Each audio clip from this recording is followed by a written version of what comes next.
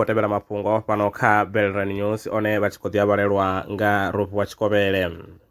Vhorasaintsi vha ri vho tumbula hafhu muswiri une unga konḓelela vhulwadze ha u dalafhala ha maswiri ndi vhulwadze vhu vhangwaho nga tshitzhili tsha Libaribacter vhuya vhanga ndozwo ya phesenthe dza 40 kha mveledziso ya maswiri.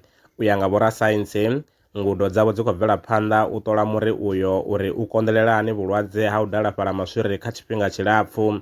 Vha ri ndi zwa ndeme na u pfesesa uri vhalimi vha maswiri vha nga kona u shumisa muswiri uyo kha vhubveledzi ha maswiri ane a tea u shumisiwa u bveledza dzhusi. Tsedzuluso yo gandiswa kha Journal ya Hot Science. Vhasedzuluso bva Technical University of Denmark vho bveledza modele muswa une wa nga shumisiwa u vhumba uri ndi ngani tshitzhili tsha Listeria tshi na tshipimbi kha miṅwe ya mishonga ya vhulaha zwitzhili. Vha ri modele wavho u ḓo ḓisa tshedza kha u ḓa na maitele a vhuṱali a u khwinisa tsiravhulwadze. Tsedzuluso yo gandiswa kha Journal Scientific Reports. A khou guma ngorali mafhungo fhano kha Belran News a na mafhungo ane vha tama ri tshi a tevhelela vha ri fonela kha 0838612263. Maṅwe mafhungo ndi vhavhuyanana o tshifhingani tshiḓaho.